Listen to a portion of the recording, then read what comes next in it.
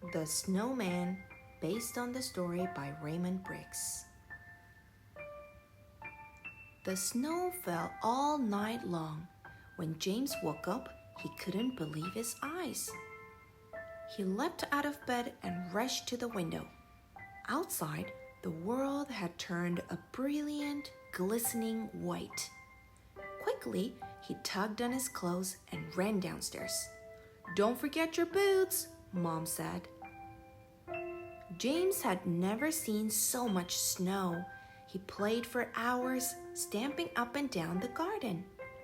Then he started to roll a snowball, and it got bigger and bigger. Soon it was so big that it gave James a brilliant idea. He would make a snowman. Carefully, he built the body, then rolled another ball for the head. James ran inside and found a tangerine for the nose, 2 pieces of coal for eyes, an old green hat, and a matching scarf. Last of all, James gave his snowman a great big smile. He was perfect. "Time for dinner," Dad called. All evening, James sat by the window so that he could gaze at his wonderful snowman. He would have stayed there all night, but it was soon time for bed. As he brushed his teeth, James took one last look at his snowman. He snuggled down in bed. "I hope he's still there in the morning," he thought, and he drifted off to sleep. In the middle of the night, James woke up and he remembered his snowman. He crept downstairs. As he looked out at his snowman, the most magical thing happened. The snowman came to life. James shook the snowman's hand. "Come in," he said. "I'll show you around." "In here," whispered James, opening the living room door. The snowman loved the Christmas tree, but thought the fire was too hot. So James took him to the fridge to cool down. Then they explored the rest of the house and even tiptoed into Mom and Dad's room and tried on Dad's clothes. "Perhaps we better go back outside," said James. When they reached the garden, the snowman grabbed James's hand and started to run, faster and faster until they were flying. From all around, they were joined by flying snowmen.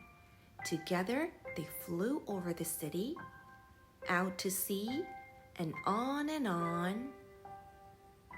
until at last they landed at the North Pole. The snowman led James through the trees towards a clearing. James couldn't believe his eyes. A large circle of snowmen were gathered, and in the middle there was Father Christmas. "Just in time," smiled Father Christmas. "The party is about to start." And what a party it was! James and the snowman danced all night long. As the first rays of sunlight appeared over the hills, Father Christmas handed James a parcel. "For me?" James gasped. It was a soft blue scarf, beautifully decorated with snowmen. "Oh, thank you," cried James. He gave Father Christmas a big hug, and then it was time to go. James and the snowman soared into the air and flew towards home. When they arrived, it was nearly morning and time for James to go back to bed. James didn't want to leave his friend, but he knew it was time to say goodbye. With one last look at the snowman, James went inside, and upstairs to bed, happy and exhausted, he fell asleep. In the morning, James's first thought was of the snowman.